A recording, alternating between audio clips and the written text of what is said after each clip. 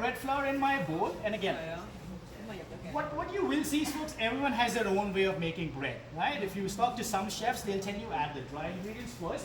Some chefs will say add the wet ingredients first. Doesn't matter, right? It doesn't matter. You need to find your own way of doing it. So what I like to do is to go with the dry ingredients first. So I've got my bread flour in there. Next up, I'm gonna add my semolina. Just gonna mix that up. Again, we're using hands, right? So just make sure you wash your hands before you start this off. You don't need to wear gloves when you're making bread, right? Because that glove is gonna go into the bread. Yes. If you try that. Awesome. Next up, next ingredients we're gonna be adding. So we're gonna do, we've got yeast, sugar, and salt. What do you think I should add next? Doesn't matter. I can do sugar, definitely. So let's do sugar. What does sugar do? Why is sugar important for bread? For yeast. Yeah, so sugar is the food for the yeast, right? The yeast needs sugar to eat.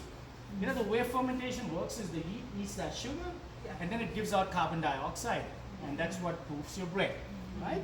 Now, some breads might not have sugar in the recipe, and that's okay, because flour itself contains natural sugars, and the yeast can use that. The only challenge is the fermentation time is going to be much longer. Okay? Keep that in mind. So, sugar gives it flavor, tastes better, also gives food for the yeast. So, next thing I'm going to do is I'm going to take my yeast and I'm going to add that in. Now, this one here is fresh yeast. Have you used fresh yeast before? No. Smell it. Yeah, it's pretty strong, huh? It's pretty strong. Yeah. It's got a little bit of a sour taste, but you know, yeah. And then this one here is dried yeast. Have you worked with dried yeast? Yeah, everyone loves this one, right? What do you think is the difference? Apart from yes, one is fresh, one is dry.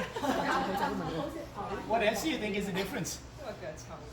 The time for fermentation time. True. What else? the taste is different. Taste is different too, yeah. If you're making a rustic bread, a traditional bread, where if you slice it, if you want to really get that aroma, you won't get it with this. Right. You need fresh yeast. Now, again, there's really no ways for you to pick what's best in between, because both solve a different purpose. For instance, if you bake at home, something like this will probably last you a month. Right? But this doesn't stay for a month in the fridge. Like it gives, you get like maybe a week, maybe 2 weeks. Right? After that, it's going to get moldy. So you end up throwing this out too. Something like this can sit on your shelf for years and nothing's going to happen to it. Right? So this is something that you could use. But again, the flavor is different. Now, in terms of quantity, let's say I have to, if my recipe is asking for fresh yeast and I don't have any, but I have this on my shelf, can I just use the same amount? No. How much? Which one's going to be more? More fresh yeast is more, or this one's more? Fresh yeast, right? Yeah, because this one here is more powerful. Right? So if your recipe has fresh yeast in it, and you are going to be replacing it by this, you need to divide the fresh yeast by 3. And you're going to use that. And if your recipe is asking for instant or dry yeast, and you don't have that, but you have fresh yeast, you're going to multiply that amount by 3, and then you're going to use that, right? So that's an important conversion to keep in mind. Now, as you see, I put my yeast and sugar together because that's going to be my, that's the food, they're going to eat that, I'm going to put it in there, okay? Next up here is my salt. What does salt do? Flavor, yeah. What else? Structure, yeah. It also has. Just grab a seat. Do you mind grabbing a seat from me? That's okay. Just.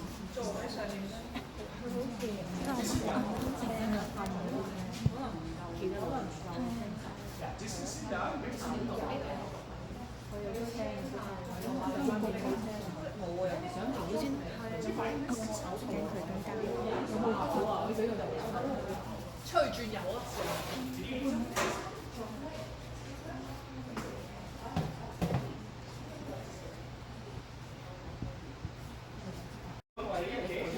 Hầu.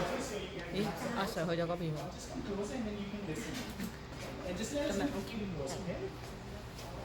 Alright. So, this is sincere. It happens, trust me, because what I do suggest is, folks, is because you're probably not used to being standing for so long. So if you feel like you're not feeling well, just grab there's seats around, so you can sit if you like. Get some food, eat something in the morning, and bring some snacks with you if you want to. If you want to bring something, so totally free, right? You don't need to worry about any of that. Okay. Perfect. So we added the yeast and the sugar in there, and I've just mixed that. Next up, I'm going to add my salt. Right. So salt has two roles to play. Role one, it adds flavor, because if you eat anything without salt, it doesn't really taste great. Right. Secondly, salt also controls fermentation.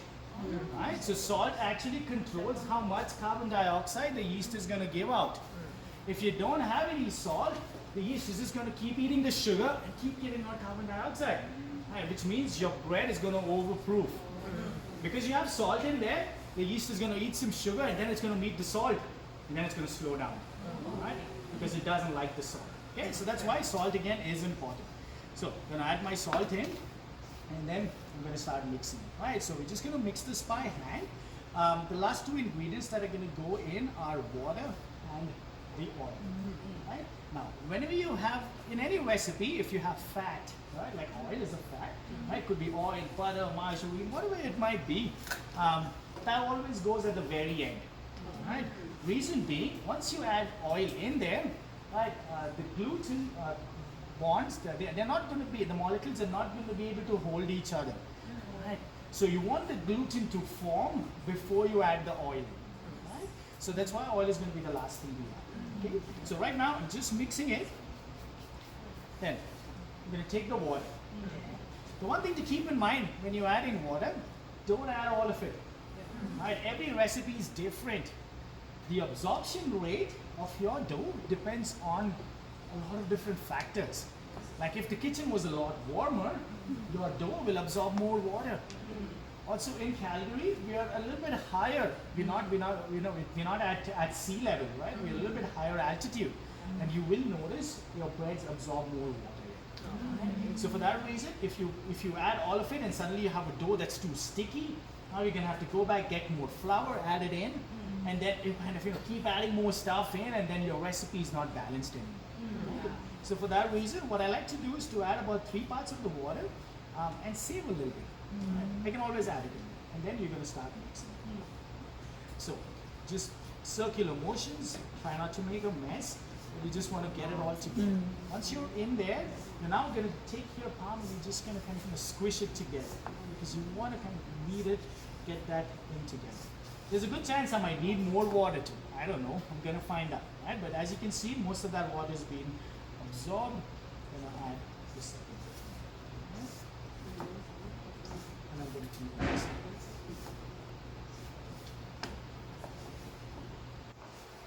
So at this stage, I'm going to take out a little bit of that dough and I'm going to leave it here, because what I want to show you is how that dough is going to progress, and how we're going to move further with that dough.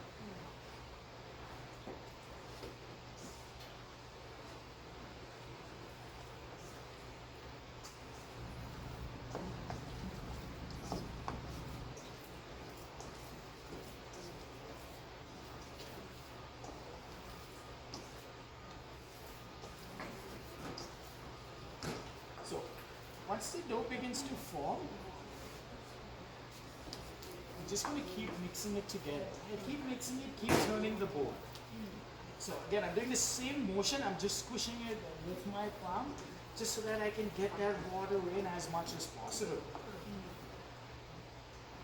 Once it gets all sticky, the next thing then you're going to start doing is essentially take your hand and just start folding that dough in. Okay? So you just keep turning it around, turn your bowl around, and keep folding it. Your dough is going to be slightly sticky, and that's okay, that's totally fine. And what you don't want it to be like pancake batter. It shouldn't be like, like all moist. And that is a little bit of fun. Okay? Now, once it forms a rough ball, like this one has, and it's not sticking to the sides anymore. You see how it comes off this side? And at that point, we're going to transfer it from the bowl onto your tabletop. Right? There's still a lot of work to go. There's still quite a bit of work to be done on it. For that purpose, we're gonna have take a little bit of flour, right, and you're gonna dust the table with that flour.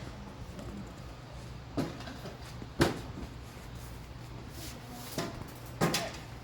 Awesome. And a little more flour on the top if you like, and you're then gonna start kneading the dough. Right?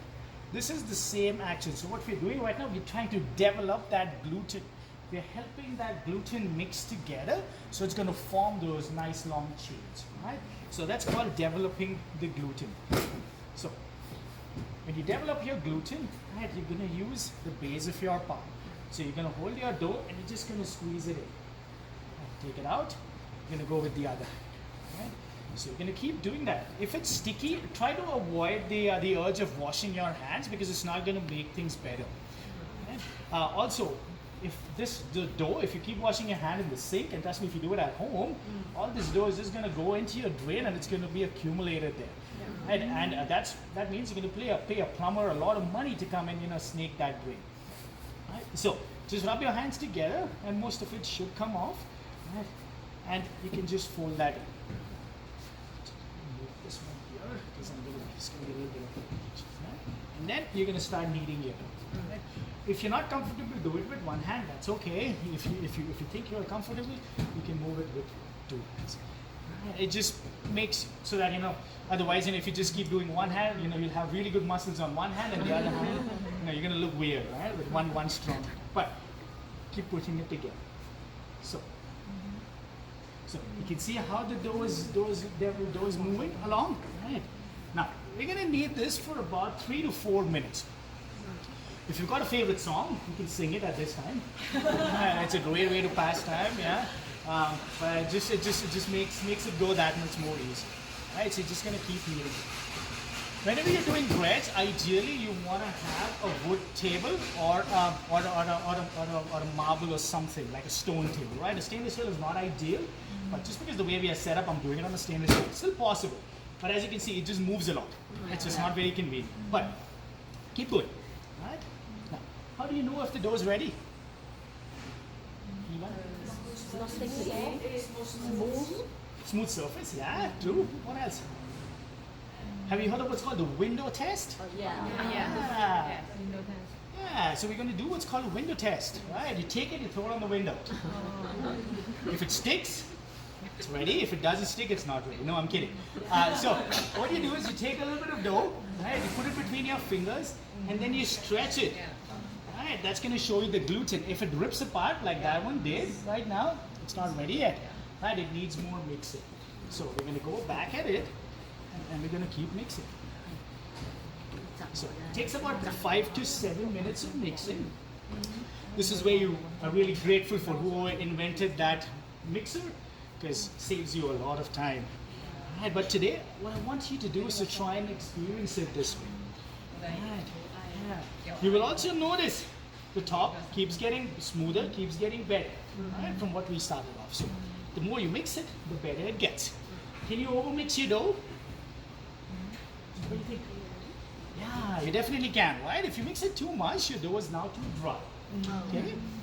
Also, keep in mind, as you're mixing, you're increasing the temperature of that dough. The dough has yeast in it, and it's going to start to ferment. Right, the ideal temperature for fermentation is between 30 and 50 degrees Celsius. Right, 30 to 50 degrees Celsius. The more you need it, you get the dough in that range. Now your yeast is going to be in overdrive. Right, it's going to start fermenting. Once your dough starts fermenting, it's very difficult to handle that dough. Right? Difficult to shake. So for that reason, you really want to control fermentation. Tomorrow, we talk about desired dough temperature. Right? And how that helps. So I don't want to load you up with too much today, but that's something we will talk about tomorrow because we can control it that way. Okay? Now, let me do a little test again. So I'm just going to put it between my hands, and you're going to try it. And you can see that it's forming that little mesh-like structure, right? It will still rip. Keep in mind, it will still rip apart, right? But that's what you're doing. Okay? Perfect. That's my wife. Now,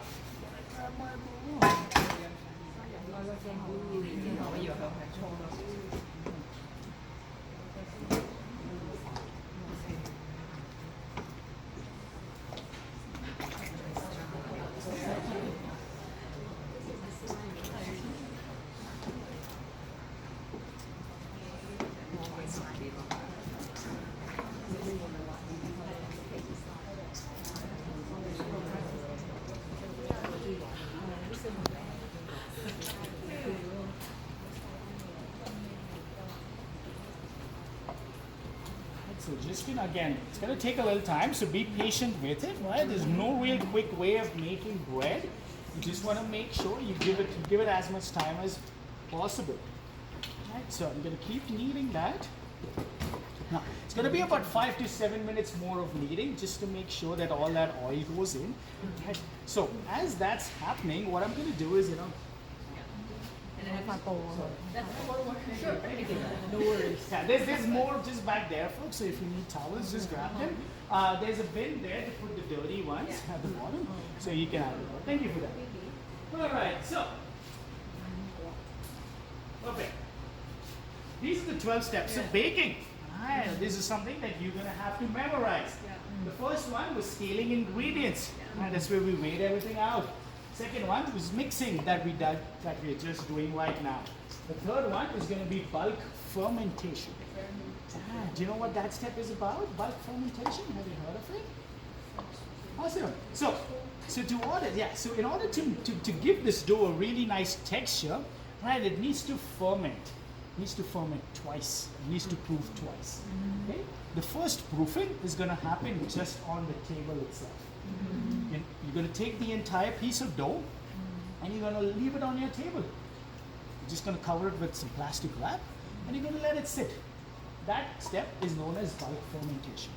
What that does is essentially, as the yeast is fermenting, right, it stretches the protein, it stretches the texture. Right? So that when you go ahead and ferment it the second time, it's already elastic. So your bread will have a nice texture on the inside, right? So that's what we're going to be doing next. Now, halfway through bulk fermentation, what you will do is you will essentially just kind of poke it, fold it back in, and leave it. Right? That is your folding and punching. Because it's going to create some of that air, right? You want to get rid of some of that air. Okay? So that is your folding and punching. Once that is done, once folding and punching is done, you will then, the next one is scaling and portioning. This is where we will split this up, 500 grams each, right? And we will put it in whatever desired shape that we choose. We will round them off, right? Then the next one is benching. Right? And again, as we get to that stage, I'll tell you more about it. But benching again is essentially leaving your bread on the table, right? Just so that it's easy for you to roll. And finally, we get to proofing and baking. Right? So, mix my dough. Again, we're going to need some more flour on there. And you can start doing this.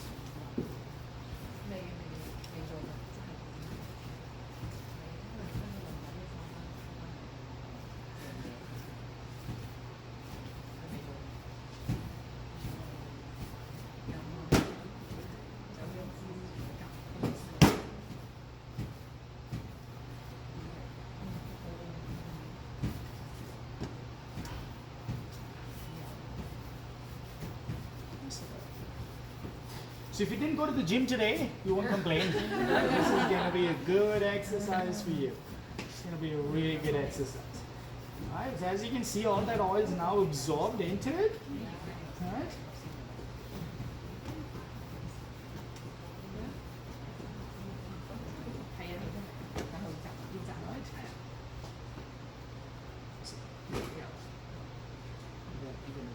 Some of that.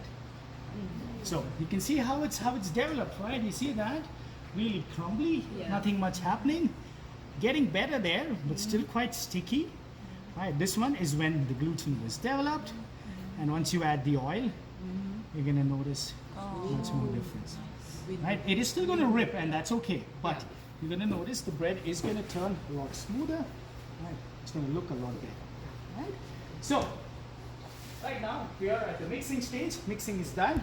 Next stage is bulk fermentation. So you're going to take your dough, right, just going to tuck it in. Tuck it in so you have a nice smooth surface on the top. The bottom doesn't matter. Top, nice and smooth. And you're going to find a nice spot on your table, and you're going to leave that on there. Then you're going to take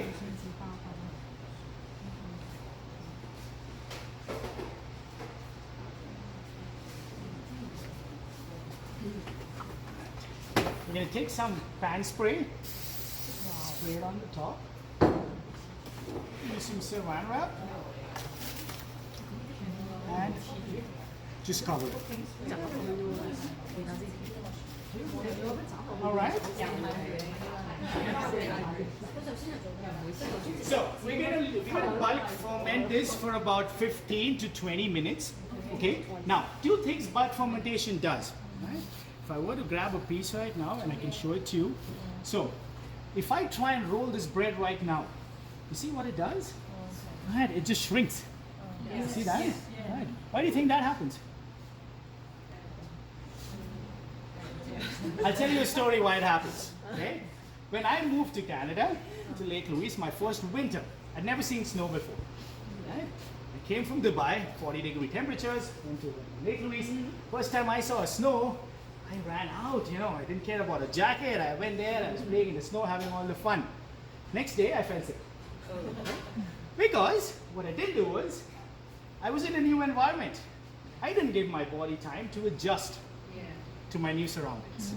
In the same way, when gluten was in the flour, right, it had a different structure.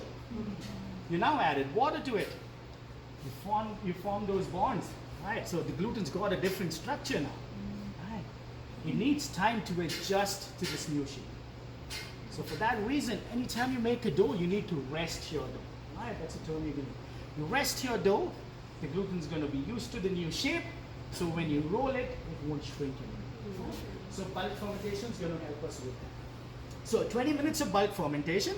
At 10 minutes, right, what I'm going to do is, I'm going to take this, and I'm just going to punch it back. So I'm just going to fold it back in like this, right, at 10 minutes, and then I'm going to leave it back there, and give it another 10 more minutes. Okay, so total bulk fermentation is going to be 20 minutes. So that's going to include your folding and punching. Okay? Once you're done with that, 20 minutes later, we come back. I'll show you the next step, which is going to be scaling and portioning, rounding, and we'll do the steps before. Okay? So plan now. You're going to go back to your stations. Right? You're going to start weighing out the recipe with loaves because it's 500 grams. I just cut it once. I'm done. Scaling and portioning is done. But if I have to make individual rolls, 50 grams each, that's going to be probably like 20 in there, right? So it's going to take me a little longer. So for scaling and portioning, right, we're going to use a bench scraper and you're going to need your weighing scale. Right? Now the recipe is going to tell you exactly how much you need to portion them in. So 500 grams is what you're looking for. Okay. So at that point, you can take this dough and you can knock it over, right? Mix it back in so that it goes back into a nice smooth surface. What I usually like to do is to just weigh the entire dough. Because not every time I might get exactly 500. Some of you might have added more water into it. Right? So this one is, as you can see, is at 995, so I'm pretty close. Alright, so I think I can go about 500. Won't be a problem. Now, when you're cutting, try to make sure you cut it as accurately as possible. Try not to cut one small piece, 200 grams, another 200 grams, another 200 grams, right? So that's just going to make it really difficult for you to put it all back together. So in this case, I'm just going to cut it once. Right. So that's 450, right, which means I need a little more. Right. 5, maybe I'll go about 490. Right. So 495, I think that's going to be okay. Now this little piece, try not to put it on the top because it's going to stay there. So what you want to do is you take that, put it at the back, and then you fold that. Right? You tuck it in so that goes inside. Do the same thing with this. You're just going to tuck it back in. So this is your step of scaling and portioning the dough. Okay, that's the step we just completed. Right. Next step is makeup and panning. Okay. Oh, sorry. Next step. Sorry, rounding. Rounding. Sorry, rounding. Now, the rounding essentially is what you can do is the first shape that you're going to make out of this. No matter how you're going to roll it, the first shape is going to be a round. Okay. The reason you do that is just so that the top is nice and smooth, and all your imperfections are at the bottom. Right? Now, because this is a loaf, there's two ways you can round. One in the air like this, where I'm just using my fingers to tuck it in. Right? Or if you like, you can use two hands and you can just turn it on the table. Right? And you just round it into a round. Right? You can do the same thing with this.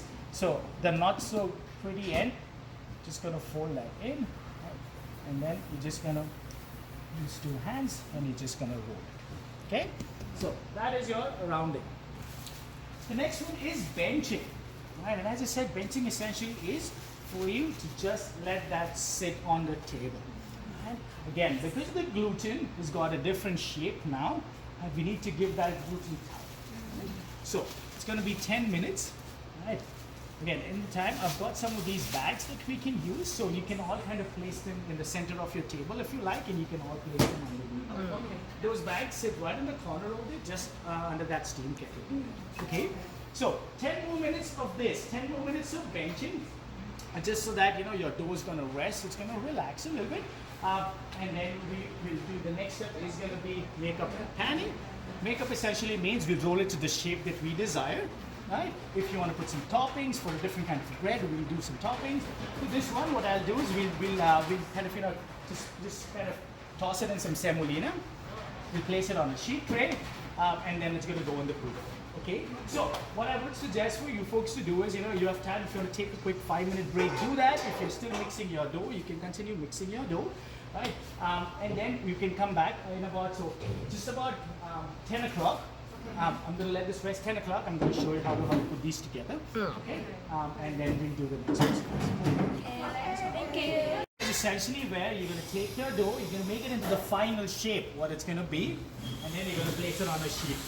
Okay, so it's the most important step, because when you making up and you pan it, you need to be careful about how much time you spend on this stage, right? Because the yeast is going to proof, it's going to ferment, right? Your dough is proofing, so that's why you have to be a little bit quicker when you do this stuff. Okay, for this dough, it's going to be a lot simpler because it's a loaf.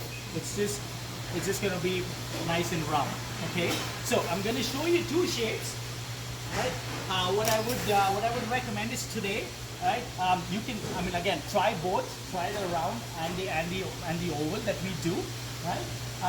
And then tomorrow as well, we'll be doing the oval shape. So for a round shape, it's relatively a lot easier. When that dough is resting, try not to do anything to it, right? Don't punch it, don't do anything, because the gluten is now relaxed in there. It's the best time to shape it the way you want, right?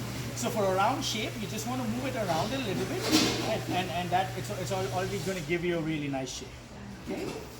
Now, the other shape, what you're going to do is the oval. Right?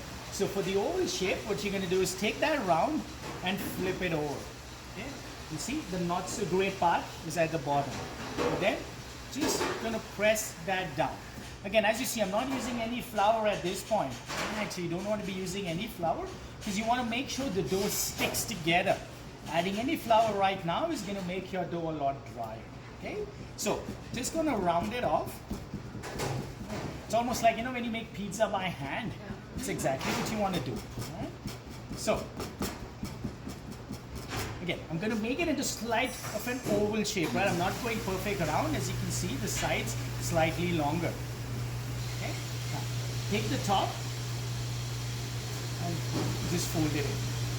Okay, then take the sides and just tuck that in.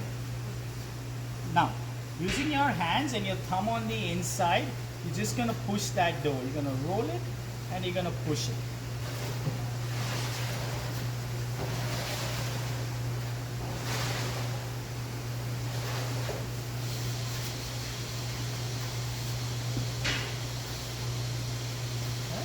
So it's going to give you an oval shape. Okay? So two shapes I'd like you to try today. Now, then get yourself a sheet tray. Each and every one of you is going to use one sheet tray for themselves. There's a whole stack over there. Parchment paper is there in the corner just underneath that dehydrated. Okay? put your name on it and choose whatever you would like to do. Okay? From here, it's going to go into the proofer. Okay? Before sending it to the proofer, I'm going to take some water and I'm going to brush some water on there. Okay? Got some semolina, because again, this is a semolina bread, right? So, when you make bread, as soon as someone sees it, you want to be able to tell them what it is, right? Let's say you're making a walnut bread. Right? I shouldn't have to wait to cut into it to find out there's walnut. So whatever the type of bread you make, try and put that as a topping on the top. That way, as soon as you look at it, you know, okay, yeah, I know that's a semolina bread, right? So, dab some water on it, and we're just gonna move it around in there. Okay, I'm gonna take it. I'm just gonna place it in. Now, what I do suggest is when you are working, you're gonna work with the partner besides you.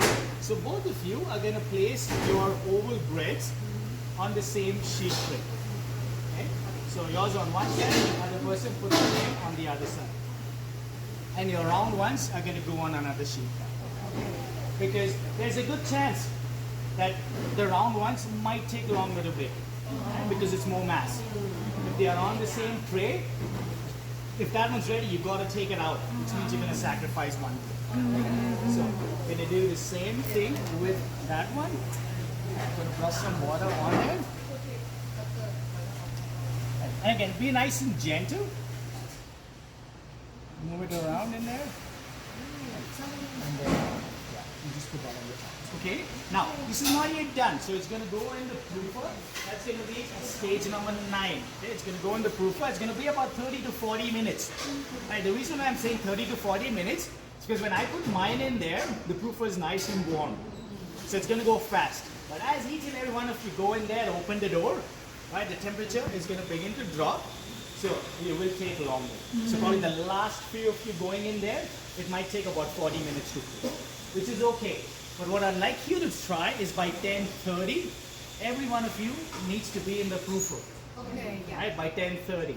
Because that means you get 30 minutes, 30 to 40 minutes of proofing time. So by 11:15, the breads can go into the oven. Yeah. Maybe about 20 to 30 minutes of baking. So at 11:45, the breads will come out. So we're pretty much tight on that. Now, before, I'm going to put this in the proofer, but before I put it in the oven, there's one final step I'm going to do. And that's called scoring the bread. Right? Have you heard of the term scoring? Right. It is essentially using a blade or a knife to make some design on the bread. Right. You might think, you know, scoring is just decorative. Right. True, but it's got a purpose. Right? When this bakes, there's water inside. Right? The water is going to turn into steam, and the steam is going to want to escape. By making those lines, you give the steam a path to go out. If you don't score your bread, the steam is going to rip it apart and then go out. That's why sometimes when you make bread at home, you might see it splits open. Right? It's because the steam is trying to escape. Right? So, again, I'm going to show you a couple of different simple scores, but you need to do that after the bread is proofed. So you can't really do it now. So, I'm going to put this in the proofer. This is the first one in there. Right, 30 minutes. So at 10:30, I'll call you guys back up. And then I'll show you scoring. Awesome.